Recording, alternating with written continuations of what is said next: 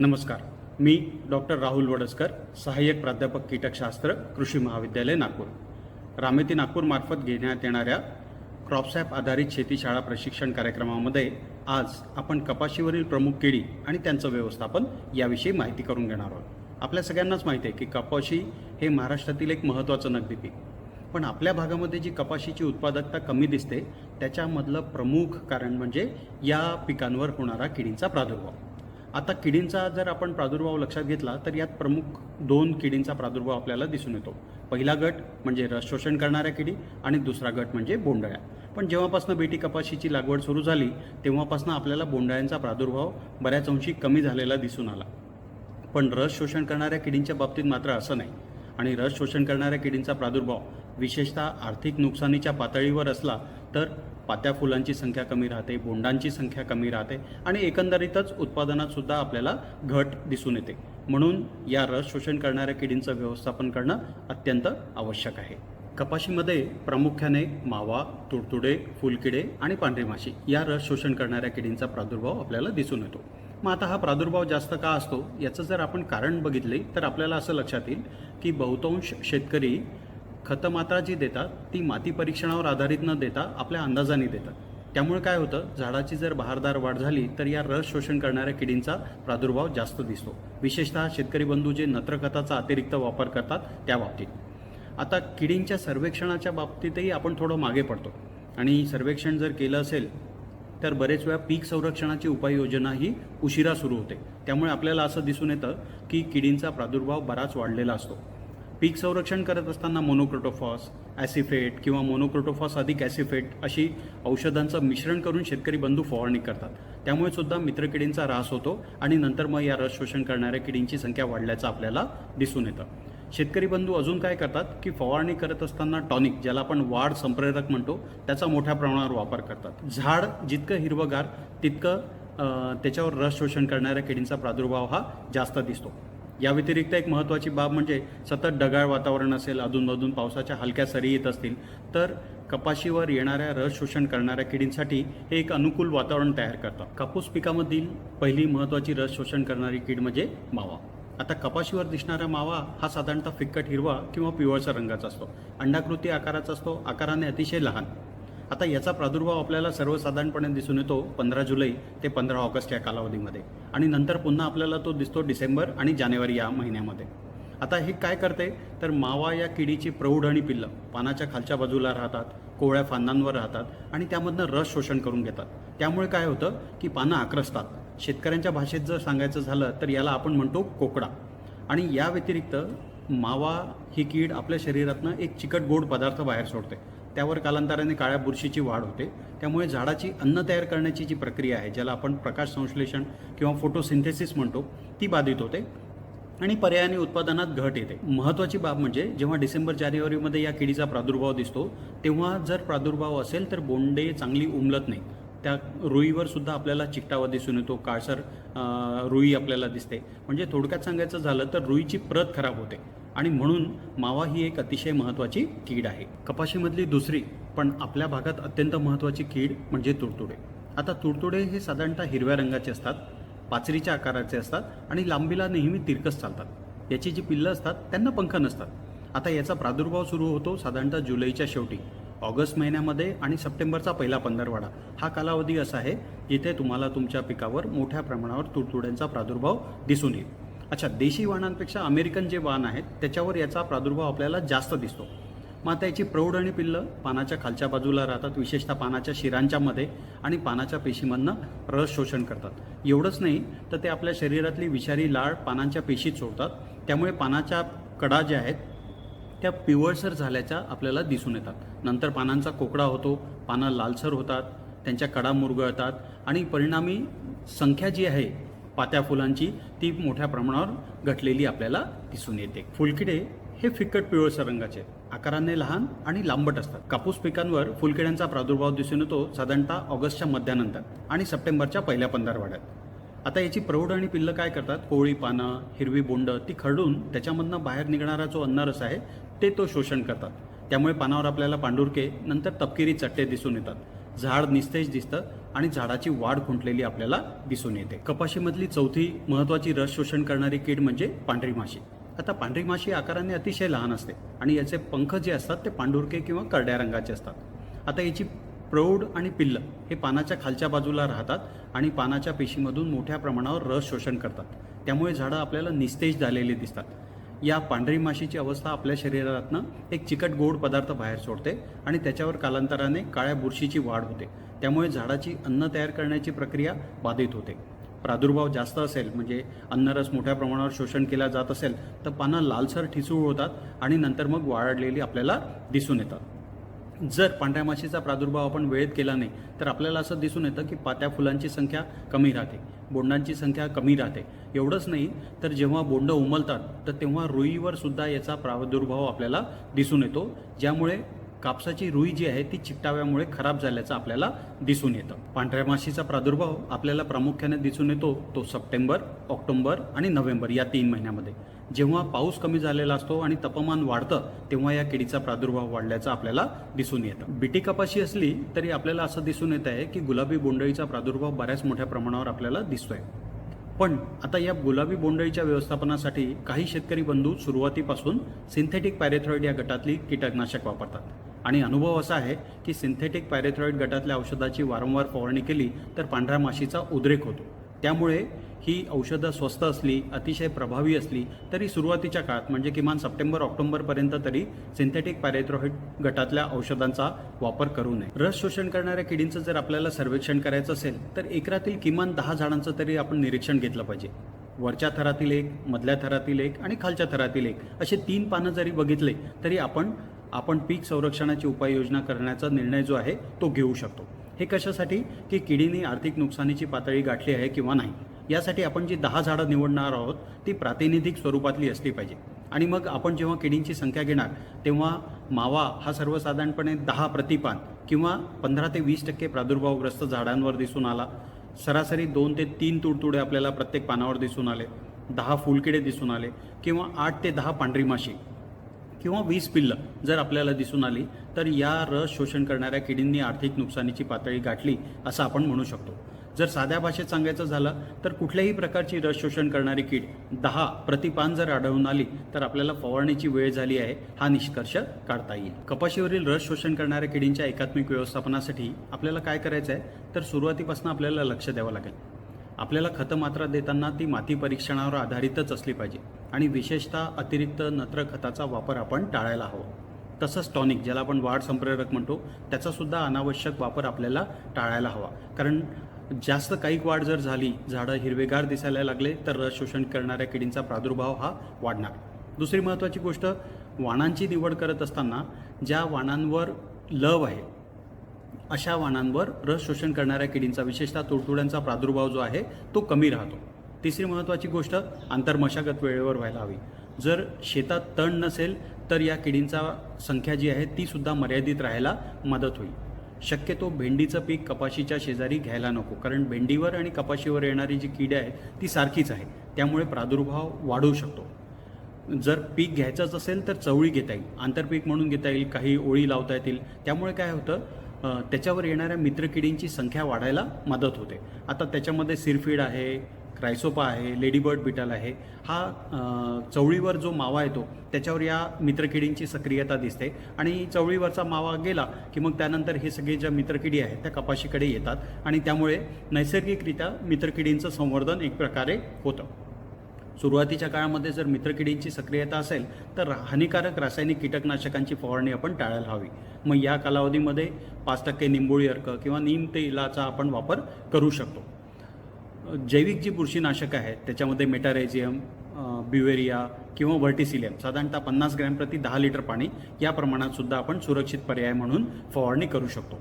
अजून एक स्वस्त आणि चांगला प्रभावी पर्याय म्हणजे पिवळे चिकट सापळे. तशी शिफारस एकरी 24ची आहे, पण त्यापेक्षा जास्त जरी चिकट सापळे लावलेत तरी फायदा होतो. याला कारण असं आहे की या रस शोषण करणाऱ्या किडींना विशेषतः मावा, तुडतुडे आणि पांढरी माशी यांना पिवळ्या रंगाप्रती आकर्षण असतं. त्यामुळे नैसर्गिकरित्या सर्वेक्षणासाठी आणि या किडींची संख्या मर्यादित ठेवण्यासाठी किंवा कमी करण्यासाठी आपल्याला या पिवळ्या चिकट सापळ्यांचा वापर करता येईल. आणि सर्वात महत्त्वाची बाब म्हणजे हंगामाच्या बाहेर आपल्याला कपाशीचं पीक घ्यायचं नाही, कारण हंगामाबाहेर जर कपाशीचं पीक लांबलं तर आपल्याला असं दिसून येईल की रस शोषण करणाऱ्या किडींच्या अवस्था मोठ्या प्रमाणावर आपल्याला दिसून येतील. रस शोषण करणाऱ्या किडींच्या प्रभावी व्यवस्थापनासाठी आपल्याला रासायनिक कीटकनाशकांचा सुद्धा वापर करता येईल, पण केव्हा? जेव्हा किडींनी आर्थिक नुकसानीची पातळी गाठली असेल तर. 10 रस शोषण करणाऱ्या किडी प्रति पान जर असतील तर आपल्याला ही फवारणी करता येईल. फवारणी करत असताना केंद्रीय कीटकनाशक मंडळाने शिफारसीत केलेल्या औषधांचाच वापर आपण करायला हवा. तसे भरपूर पर्याय आहेत, पण त्यातले काही महत्त्वाचे पर्याय मी तुम्हाला सांगतोय. इमिडाक्लोप्रिड 17.8%, 100 ते 125 मिली प्रति हेक्टर. फ्लोनिकामाइड 50%, 150 ग्रॅम प्रति हेक्टर. डायनेटोफिरॉन 20%, 125 ते 150 ग्रॅम प्रति हेक्टर. डायफ्लुबेन्झुरॉन 50%, 600 ग्रॅम प्रति हेक्टर. बुप्रोफेझिन 25%, 1 लिटर प्रति हेक्टर. फिप्रोनिल 5%, 1.5 ते 2 लिटर प्रति हेक्टर. प्रोपेनोफॉस 50%, 1 लिटर प्रति हेक्टर. किंवा ॲसिफेट अधिक इमिडाक्लोप्रिड 1 किलो प्रति हेक्टर या प्रमाणात यापैकी कुठल्याही एका औषधाची आपल्याला फवारणी करता येईल. कीटकनाशकांची निवड करत असताना एकच कीटकनाशकांचा वारंवार वापर न करता ही जी कीटकनाशके आहेत यापैकी कुठलंही एक कीटकनाशक किंवा आलटून पालटून कीटकनाशकांचा वापर आपण करू शकतो. कपाशीमध्ये प्रामुख्याने अमेरिकन बोंडअळी, ज्याला आपण हिरवी बोंडअळी किंवा हरभऱ्यावरील घाटेअळी असं सुद्धा म्हणतो, ठिपक्याची बोंडअळी जी प्रामुख्याने आपल्याला भेंडी या पिकामध्ये फळ आणि शेंडा पोखरणारी अळी म्हणून सुद्धा दिसून येते, आणि तिसरी महत्त्वाची अळी म्हणजे गुलाबी बोंडअळी. बीटी कपाशीची लागवड ही बोंडअळ्यांच्या व्यवस्थापनासाठी होत असली तरी मागच्या 3-4 वर्षापासून आपल्याला असं दिसून येत आहे की याच्यामध्ये बोंडअळ्यांचा प्रादुर्भाव, विशेषतः गुलाबी बोंडअळीचा प्रादुर्भाव दिसून येत आहे. आता गुलाबी बोंडअळी ही मूळची भारतातलीच, आणि ती फक्त कपाशीवरच नाही तर भेंडी आणि अंबाडी या इतर खाद्य पिकांवरही थोड्या बहुत प्रमाणावर दिसून येतं, पण त्याचं आवडतं खाद्यपीक म्हणजे कपाशी. आता प्रामुख्याने चूक कुठे होते की हे एक तर फुलामध्ये किंवा बोंडाच्या आतमध्ये असल्यामुळे प्रादुर्भाव पटकन लक्षात येत नाही, आणि त्यामुळेच कदाचित ती व्यवस्थापनाला सुद्धा अवघड आहे. पण जर नियमित सर्वेक्षण केलं आणि एकात्मिक कीड व्यवस्थापनाचा जर आपण अवलंब केला तर याचं व्यवस्थापन आपण प्रभावीरित्या करू शकतो. गुलाबी बोंडअळीचा जो पतंग असतो तो अतिशय लहान, रंगाने बदामी, आणि त्याच्या समोरच्या पंखावर बारीक काळे ठिपके आपल्याला दिसून येतात, आणि मागचे पंख जे असतात ते चंदेरी किंवा राखडी रंगाचे असतात.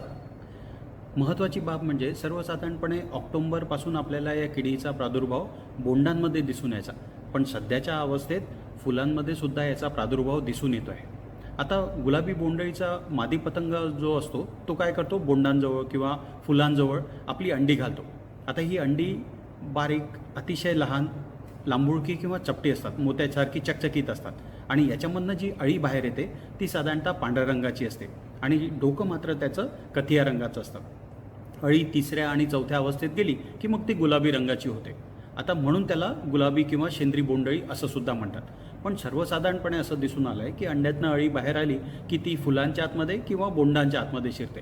ती फुलाच्या आतमध्ये जर शिरली तर ती फुलाचं तोंड बंद करून घेते, त्यामुळे बंद तोंडाचं फूल हे गुलाबाच्या कळीसारखं दिसतं, ज्याला डोमकळी असं सुद्धा आपण म्हणतो. आणि बोंडाच्या आतमध्ये जर शिरली तर त्याचा प्रादुर्भाव बाहेरून लक्षात येत नाही. प्रामुख्याने गुलाबी बोंडअळीचा प्रादुर्भाव जो दिसून येतो तो दिसून येतो हिरव्या बोंडांमध्ये. आता बोंड लहान असताना ही अळी कच्ची रुई किंवा आपण ज्याला कापूस म्हणतो ती खाते, आणि एकदा बिया व्हायला लागल्या, सरकी तयार व्हायला लागली की ती आपला मोर्चा बियांकडे किंवा सरकीकडे वळवते. आता बोंडांमध्ये एकदा अळी शिरली की ते छिद्र बोंडांच्या वाढीनुसार भरून येतं, त्यामुळे वरून आपण निरीक्षण घेतलं तरी आपल्याला अळीचा प्रादुर्भाव लक्षात येत नाही. त्यामुळे अशी हिरवी बोंड जी आहे ती आपल्याला फोडून बघावी लागतात, आणि मग या अळीचा जीवनक्रम पूर्ण झाला की ती बोंडाला एक छोटंसं छिद्र पाडते आणि त्या छिद्रातनं ती बाहेर येते. आणि हे जे छिद्र आहे हे अळी आतमध्ये जाण्याचं नाही तर बाहेर येण्याचं आहे, ज्याला आपण एक्झिट होल म्हणतो. आणि मग ती अळी जी आहे ती खाली साधारणतः पालापाचोळ्यात किंवा मातीच्या ढेकळांखाली किंवा कधीकधी बियांच्या जवळ आपल्याला कपाशीमध्ये सुद्धा त्याची कोशावस्था दिसून येते. जे प्रादुर्भावग्रस्त बोंड आहे तिथे आपल्याला रंगीत कापूस दिसणे किंवा किडकी अर्धवट उमललेली सरकी दिसणे हे त्याचं वैशिष्ट्यपूर्ण लक्षण आहे. म्हणजे कपाशी फुलावर असताना डोमकळी आणि नंतर बोंडांमध्ये आपल्याला छोटंसं छिद्र, ज्याला आपण एक्झिट होल म्हणतो आहे, ही दोन त्याच्या प्रादुर्भावाची प्रामुख्याने लक्षणं आहे. मग आता प्रादुर्भावग्रस्त बोंड जी आहेत ती व्यवस्थित उमलत नाहीत किंवा आतमध्ये जी कपाशीची प्रत आहे, रुईची प्रत आहे, ती खराब होते आणि म्हणून आपल्याला उत्पादनात घट दिसून येते. कारण गुलाबी बोंडअळीचं कपाशीमधलं प्रमुख खाद्य म्हणजे सरकी आहे आणि सरकीचं प्रमाण कमी म्हणजे कपाशीचं वजन जे आहे त्यामध्ये आपल्याला घट दिसून येईल. गुलाबी बोंडअळीसाठी सर्वेक्षण करत असताना 10 फुलांपैकी एका फुलामध्ये जर आपल्याला अळी दिसून आली किंवा 10 बोंडांपैकी एका बोंडामध्ये आपल्याला अळी दिसून आली तर किडीने आर्थिक नुकसानीची पातळी गाठली असं आपण म्हणतो. किंवा याच्या सर्वेक्षणासाठी कामगंध सापळा, ज्याला आपण फिरोमोन ट्रॅप म्हणतो, त्याचासुद्धा अतिशय प्रभावीरित्या वापर करता येईल. प्रत्येक कामगंध सापळ्यामध्ये साधारणतः 8 ते 10 नर पतंग आपल्याला सतत 3 दिवस दिसून आले तरीसुद्धा किडीने आर्थिक नुकसानीची पातळी गाठली असं आपण मानतो आणि त्यानंतर पीक संरक्षणाची उपाययोजना हाती घेतो. कपाशीवरील या गुलाबी बोंडअळीच्या व्यवस्थापनासाठी विशेषतः आपण एकात्मिक घटकांचा जर विचार केला तर सुरुवात करता येईल आपल्याला उन्हाळ्यापासून. जिथे जमिनीची खोल नांगरट झालेली आहे आणि 3 महिने साधारणतः जमीन चांगली तपलेली आहे तिथे या किडींचा प्रादुर्भाव कमी राहतो. दुसरी महत्त्वाची गोष्ट, सुरुवातीच्या 2 महिन्यांमध्ये शक्यतो रासायनिक कीटकनाशकांची फवारणी टाळलेली चांगली आणि फवारणी करत असताना मोनोक्रोटोफॉस, मिथिल्डेमेटॉन, ॲसिफेट किंवा संमिश्र कीटकनाशकांचा वापर शक्यतो टाळायला हवा. आता लागवड करत असताना सुद्धा शेतकरी बंधूंनी 180 दिवसापेक्षा कमी कालावधीचं वाण लावलेलं कधीही चांगलं. आपण मगाशी कामगंध सापळ्यांबद्दल बोललो तर कामगंध सापळे जर सर्वेक्षणासाठी वापरले जातात तसेच आपल्याला व्यवस्थापनासाठी वापरले सुद्धा जाऊ शकतात. कामगंध सापळ्यांचा वापर आपण सर्वेक्षणासाठी तसंच आपण व्यवस्थापनासाठी सुद्धा करू शकतो. हेक्टरी 20 जर आपण कामगंध सापळे वापरले तर मोठ्या प्रमाणात आपण नर पतंग जेरबंद करू शकतो. महत्त्वाची बाब म्हणजे पीक कळी फुलोरा अवस्थेत आल्यापासून आपल्याला एकरी 10 झाडांचं तरी सर्वेक्षण करणं अत्यंत आवश्यक आहे. जिथे प्रादुर्भावग्रस्त फुलं, ज्याला आपण डोमकाळ्या म्हणतो, ती तोडून आपण नष्ट करू शकतो. याच कालावधीमध्ये आपण ट्रायकोग्रामा या जैविक मित्र किडीचा वापर करू शकतो. सर्वसाधारणपणे 10 दिवसाच्या अंतराने 7 ते 8 वेळा आपण ही परोपजीवी कीटकांची अंडी असलेली एकरी 3 ट्रायकोकार्ड्स आपण शेतामध्ये लावू शकतो. पण ट्रायकोकार्ड शेतात लावलेली असताना कीटकनाशकांचा वापर आपल्याला टाळायला हवा. सुरुवातीच्या काळामध्ये प्राधान्याने आपण 5% निंबोळी अर्काची किंवा बाजारात उपलब्ध असलेल्या अझाडिरेक्टिन या घटकाची फवारणी करू शकतो. सुरुवातीच्या काळामध्ये गुलाबी बोंडअळीचा प्रादुर्भाव जर आपल्याला दिसून आला आर्थिक नुकसानीच्या पातळीवर तेव्हा क्लोरोपायरिफॉस 20 मिली किंवा प्रोपेनोफॉस 50% 20 मिली किंवा थायोडिकार्ब 20 ग्रॅम प्रति 10 लिटर पाणी यापैकी कुठल्याही एका औषधाची आपल्याला फवारणी करता येईल. मगाशी सांगितल्याप्रमाणे सप्टेंबर आणि ऑक्टोबर या 2 महिन्यामध्ये सिंथेटिक पॅरेथ्रॉइडचा वापर आपण टाळायला हवा. फवारणी करायची असेल तर नोव्हेंबरपासून आपण सिंथेटिक पॅरेथ्रॉइडचा वापर करू शकतो. यामध्ये लॅम्डासायलोथ्रिन 5% 10 मिली किंवा फेनवलरेट 20% 8 मिली किंवा सायपरमेथ्रिन 10% 15 मिली या कीटकनाशकांची 10 लिटर पाण्यामध्ये मिसळून फवारणी करू शकतो. आपण आता हे जे औषधाचं प्रमाण सांगितलं ते नॅपसॅक पंपासाठी आहे. पॉवर स्प्रेयर जर आपल्याला वापरायचं असेल तर औषधाची मात्रा आपल्याला 3 पट करावं लागेल. गुलाबी बोंडअळीचा प्रादुर्भाव आर्थिक नुकसान पातळीच्या बऱ्याच वर आढळून आल्यास अशावेळी संमिश्र कीटकनाशकांची फवारणी करता येईल. यामध्ये प्रोपेनोफॉस 40% अधिक सायपरमेथ्रिन 4% 20 मिली प्रति 10 लिटर पाणी किंवा ॲसिफेट 50% अधिक इमिडाक्लोप्रिड 1.8% 20 ग्रॅम प्रति 10 लिटर पाणी किंवा क्लोरोपायरिफॉस 50% अधिक सायपरमेथ्रिन 5% 20 मिली प्रति 10 लिटर पाणी किंवा थायोमिथॉक्झॅम 12.6% अधिक लॅम्डासायलोथ्रिन 9.5% 4 मिली प्रति 10 लिटर पाणी अथवा क्लोरॅन्ट्रॅनिलिप्रोल 9.3% अधिक लॅम्डासायलोथ्रिन 4.6% 4 मिली प्रति 10 लिटर पाणी या प्रमाणात मिसळून फवारणी करता येईल. सर्वात महत्त्वाची बाब म्हणजे डिसेंबर अखेरपर्यंत कपाशीचं पीक आपल्याला संपवायचं आहे. कृपा करून कोणीही फरदड घेऊ नये. फरदडपासून फायदा जरी होत असेल तरी आपल्याला बीटी कापूस हे तंत्रज्ञान जर पुढे यशस्वीरित्या चालवायचं असेल तर आपल्याला फरदड घ्यायची नाही. आणि सगळ्यात महत्त्वाची बाब म्हणजे कपाशीचे जे उरलेले अवशेष आहे त्याचं लवकरात लवकर कंपोस्ट करणं अत्यंत आवश्यक आहे. कपाशीची वेचणी झाल्यावरही कपाशीचं पीक किंवा उरलेले अवशेष शेतात तसेच उभे असतील तर याचा अर्थ असा होतो की किडींच्या अवस्था तिथे आहेत आणि हे होऊ नये यासाठी लवकरात लवकर त्याची विल्हेवाट लावणं अत्यंत आवश्यक आहे. आता कपाशीवर येणाऱ्या प्रमुख रस शोषण करणाऱ्या किडी आणि महत्त्वाची बोंडअळी म्हणजे गुलाबी बोंडअळी यांची ओळख, नुकसानीचा प्रकार आणि व्यवस्थापन याविषयी मी तुम्हाला माहिती सांगितलेली आहे. या एकात्मिक घटकांचा जर तुम्ही वापर केला तर कमीत कमी खर्चामध्ये अधिक प्रभावीरित्या या किडींचं तुम्हाला व्यवस्थापन करता येईल.